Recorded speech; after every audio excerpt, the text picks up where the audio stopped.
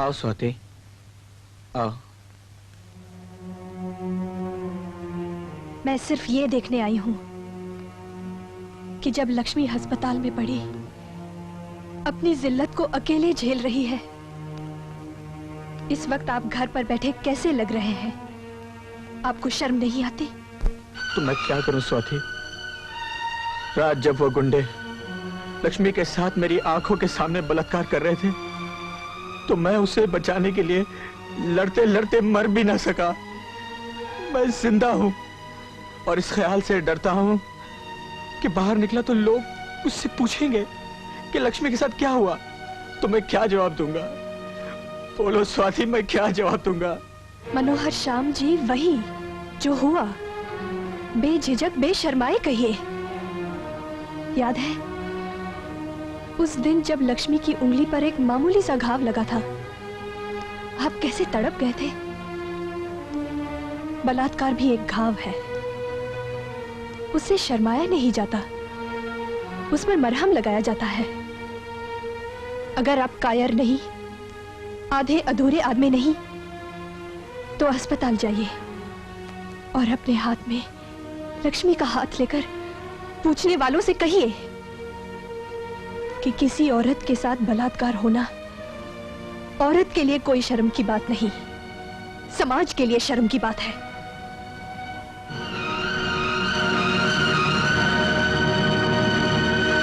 अरे हाँ हाँ शारदा, इससे अच्छी बात और क्या हो सकती है। मैं तुम्हारे घर में 2-4 दिन अवश्य रहूंगा ताकि तुम्हारे बारे में विचार कर सकूं। तो ये है तुम्हारी बेटी स्वाति। अरे तुम तो अपनी माँ से भी ज्यादा सुंदर निकली। तुम्हारी तरफ मेरा ध्यान वैसे ही जा रहा है जिस तरह तुम्हारी उम्र की शारदा की तरफ जाता था। चलिए। श्री राम, जय राम, जय जय राम।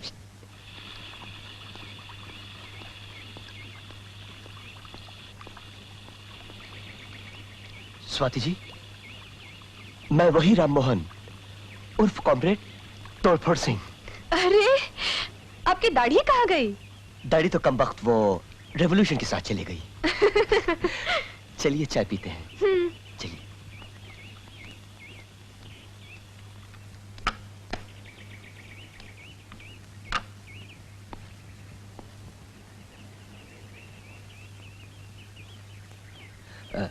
दो चाय लाना।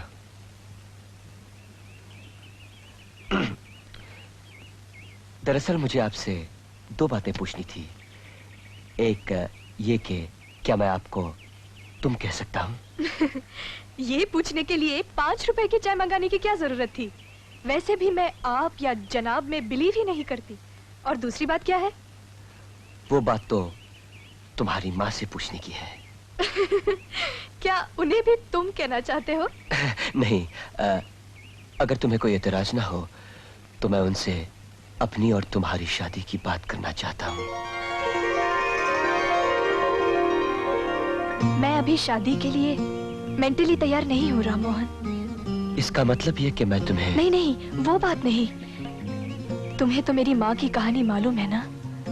दरअसल मुझे किसी की शादीशुदा जिंदगी को पास से देखने का मौका ही नहीं मिला, इसलिए अपनी जिंदगी का इतना बड़ा, बल्कि शायद सबसे बड़ा फैसला मैं इतनी जल्दी में नहीं करना चाहती। क्या ये नहीं हो सकता कि हम दोनों कुछ दिन और यूं ही दोस्त रहे? क्यों नहीं हो सकता? जहां तक कि मेरी जिंदगी का सवाल है, अब तो सिर्फ उसमें वही हो सकता है जो तुम चाहती हो। मैं तो तुम्हें चाहती हूँ, तुम्हें चाहती हूँ, तुम्हें चाहती हूँ, तुम्हें चाहती हूँ।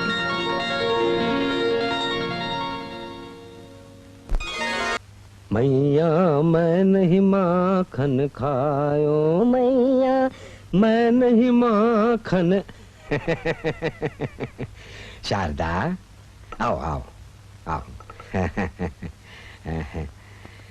बैठो शारदा, आज का दिन शुभ है और ये घड़ी तो महाशुभ है, इसलिए मैं तुमसे कुछ आवश्यक बातें करना चाहता हूं।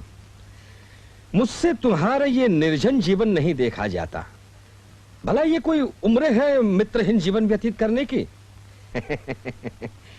पर अब मैं आ गया हूं। तुम यहाँ आराम से निश्चिंत रहो, मैं ही आता जाता रहूंगा, तुम्हारी देखभाल करूंगा, तुम्हारे दुख दर्द बांटूंगा। तुम्हें तो कोई आपत्ति नहीं है ना इसमें? आप तो पिता समान है चाचा जी, मुझे क्या आपत्ति हो सकती है? रिश्तों का भी अजीब मजाक है। मेरा मतलब है, मेरी पत्नी से मेरी जगह मेरे पिता का विवाह हो जाता तो वो मेरी पत्नी होने की जगह मेरी माता हो जाती, है कि नहीं? अरे माता पिता पति पत्नी ये सारे संबंध तो हमने गढ़े हैं, नहीं तो इसका अर्थ है क्या? ये जीवन एक माया जाल है शारदे, जिसमें हम सब जकड़े हुए हैं और हमारी नकेल एक ऐसे अंधे के हाथ में है, वो जिधर चाहे मोड़ दे। हम तो कठपुतलियां हैं, कठपुतलियां। बस आज फैसला हो गया, आज से तुम्हारे सारे दुख मेरे हुए और तुम्हारी सारी चिंताएं मेरी हुई। मुझे तो सिर्फ एक ही चिंता है, कोई अच्छा लड़का मिल जाए और स्वाति के हाथ पीले हो जाए तो मैं समझूंगी मैं गंगा नहा ली। तुम भी बड़ी मूर्ख हो शारदा। शुद्ध घी का मटका सामने है और मक्खन खरीदने बाजार जा रही हो, और फिर स्वाति के जीवन का इतिहास जानने के बाद कौन करेगा उस बिचारी से विवाह? हाँ, मुझे को कुछ करना पड़ेगा। दाएं तुम्हें रखूंगा और बाएं स्वाति को। तुम दोनों का जीवन मजे में बीत जाएगा। क्या कहा तूने? नीच, कमीने, कुत्ते, स्वार्थी, हरामी, जलील, निकल जा मेरे घर से। बुड्ढे, पाजी, निकल जा। आइंदा इस घर में शक्ल भी दिखाई तो टांग तोड़ दूंगी।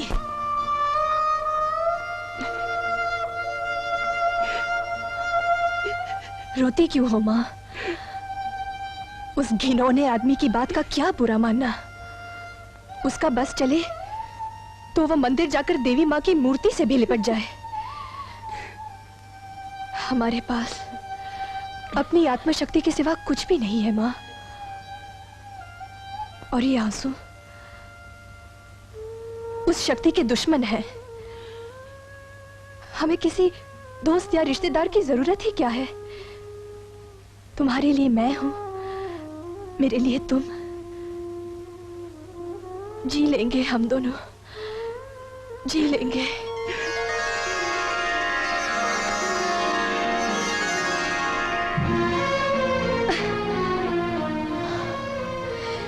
जिस दुनिया में नारायण जैसे आदमी बसते हो, उसमें तो नारी जाति सुरक्षित रह ही नहीं सकती। ये कमबख्त औरत की कोख से जन्म लेते हैं और अपना सारा जीवन औरत ही का अपमान करने में बिता देते हैं। और मेरी बेसहारा माँ। धीरज रखो स्वाति, धीरज रखो। मैं जानता हूँ कि उस कमीने की हरकत से तुम्हारे दिल पर ठेस लगी है और माँ जी भी दुखी होंगी, लेकिन फर्ज करो अगर उस कमीने की जगह एक शरीफ आदमी आकर माँ जी को एक घरेलू जिंदगी देना चाहे तो? What are you blabbering? मेरी माँ इस उम्र में? इस उम्र में अगर एक गलीज आदमी उन्हें अपनी रखेल बनाने की सोच सकता है, तो क्या एक शरीफ आदमी उन्हें अपमानों की इस दलदल से निकालने की नहीं सोच सकता? उन्हें अपना जीवन साथी बनाने की नहीं सोच सकता? आखिर उनकी उम्र ही क्या है स्वाति?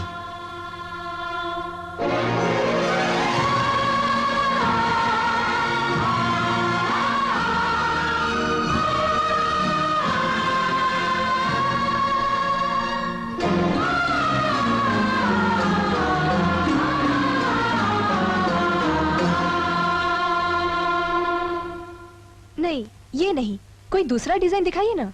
आपके लिए चाहिए, आपकी बड़ी बहन के लिए? ये मेरी बड़ी बहन नहीं है, मेरी माँ है। अच्छा।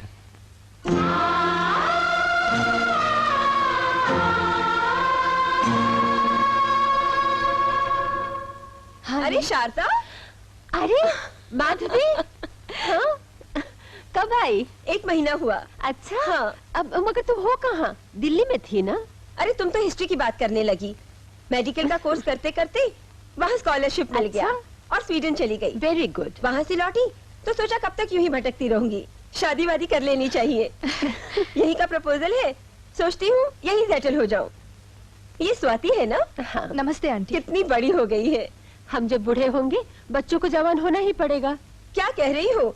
बूढ़े हो हमारे दुश्मन।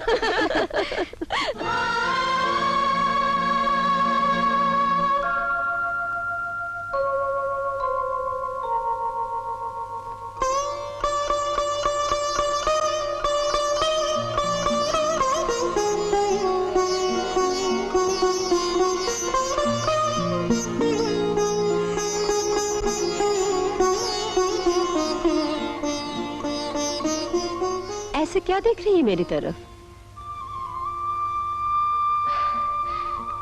मैं इस बात पर हैरान हूँ माँ कि मैंने अब तक नोट ही नहीं किया कि माय गॉड, तुम कितनी खूबसूरत हो। पागल लड़की, चल अपना काम कर।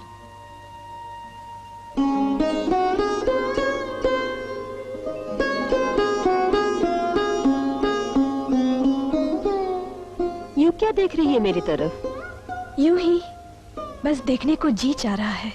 पर क्यों? क्या हुआ है मुझे? हुआ तो कुछ नहीं, पर सोचती हूँ हो जाए तो अच्छा हो। पहेलियां क्यों बुझा रही है? हाँ, क्या हो जाए तो अच्छा हो? तुम मेरी माँ हो ना, पल भर के लिए मेरी बेटी बन जाओ तो बताऊंगी। तेरी बेटी तो अब मैं अगले जन्म में ही बन सकती हूँ, पर चल ये भी ठीक है। बताओ मामी, तुम क्या होने की बात कर रही थी? ऐसा करोगी तो मैं नहीं बताऊंगी।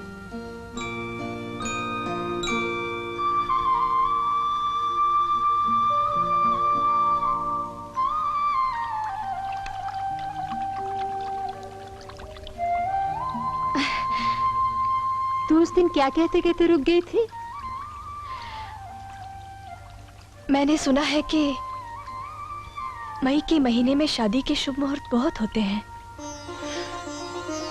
इस बात के लिए तू इतनी लंबी भूमिका बांध रही थी? ये कहे कि तो तूने मेरे कलेजे के घाव पर मरहम रख दिया। बेटी, किससे शादी करना चाहती है तू?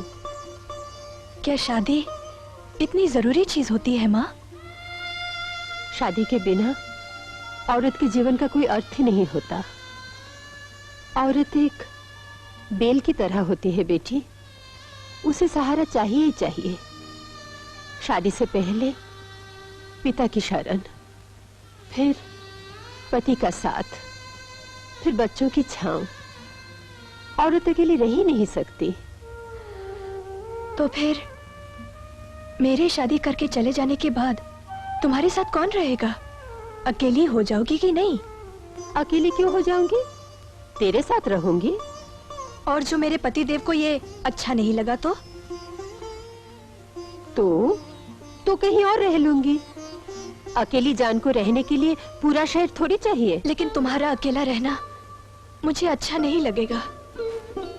इसीलिए ये तय हुआ कि अपनी शादी करने से पहले तुम्हारी शादी करूंगी।